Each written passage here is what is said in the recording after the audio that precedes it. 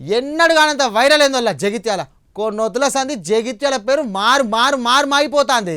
ఎల్లుండి పెద్ద సభ ఉంది కదా, దానికి కొన్నొత్తుల సందే తయారైతారు అన్నట్టు. ఇవాళ పెద్ద సార్లే వైర్రు చూస్తేందుకు. మరి మళ్ళీ ఏమైందో చూద్దాం పాండ్రి.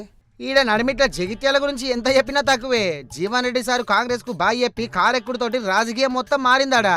సార్ తోటి మస్తు మంది బయటకు వచ్చారు కాంగ్రెస్ లకెంచి. సంజయ్ సార్ వచ్చిన కామాన్ నుంచి ఇక జగిత్యాల రాజకీయం మారిందన్నట్టు.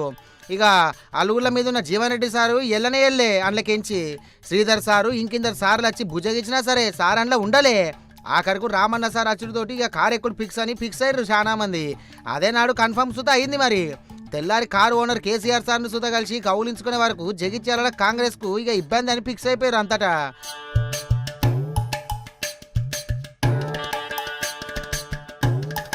అటెనక రేవంత్ సార్ వాళ్ళు కలిసి ముచ్చట పెట్టుకునే వరకు ఇంకింత వైరల్ అయింది ఈ రాజకీయ ముచ్చట. ఇక ఇలా రామన్న సారు హరీష్ రావు సార్ ఇద్దరు కలిసి జగిత్యాల పోయిర్రు. ఒకే కార్లో ఇద్దరు ఎక్కి పోయే వరకు ఇలా గల్సుడు సుతా ఇక జరంతా చాలా మంది షాకింగ్ అయ్యారు అన్నట్టు. ఎన్నడూ ఎక్కువ కలిసి కనబడరు, కానీ జీవన్ రెడ్డి సార్ కోసం కలిసి ఒకటే కార్లో ఓడు జరంతా షాక్ అన్నట్టు.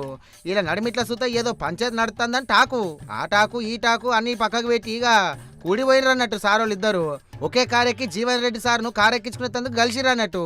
అటు హరీష్ రావు సార్ ఎక్కితే కారు, ఇటు రామన్న సార్ ఎక్కిండు అదే కారుగా.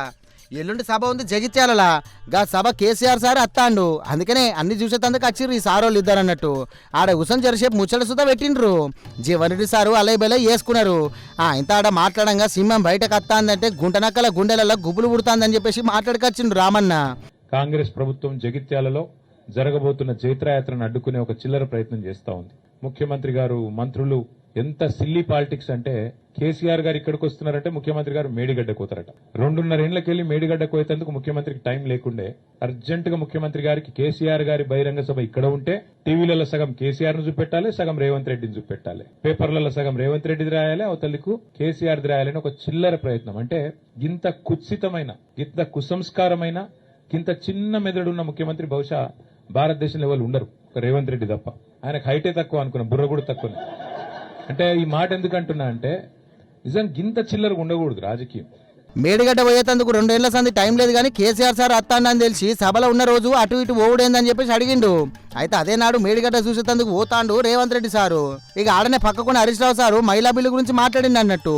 మాట్లాడుకుంటా కాంగ్రెస్ బీజేపీని అరుచుకున్నాడు. మరి ఏమన్నాడంటే, ఇవాళ రేవంత్ రెడ్డి గారు కేంద్ర మంత్రి శ్రీనివాస్ వర్మ ఇంటికి టిఫిన్ కి పోయిండు బ్రేక్ఫాస్ట్. ఒకవైపు ఏం జరుగుతుంది, బీజేపీ ఏమో మహిళా బిల్లుకు కాంగ్రెస్ మద్దతు ఇయ్యలేదు, కాంగ్రెస్ నాయకుల ఇండ్లు ముట్టడించండి అని బీజేపీ పిలుపునిస్తుంది.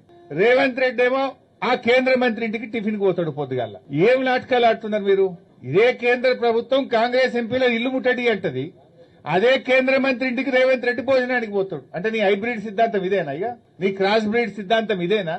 నాకైతే ఆ రాహుల్ గాంధీకి, సోనియా గాంధీ గారికి అర్థమవుతుందో లేదో నాకు అర్థమైతలేదు. ఇది అన్నట్టు పంచాయతీ. ఆ సార్ ఇలా బ్రేక్ఫాస్ట్ కు పోయిండు కదా, ఆ టిఫిన్ లేంది, ఆ భోజనాలు ఏందని అరుచుకున్నాడు హరీష్ రావు సారు.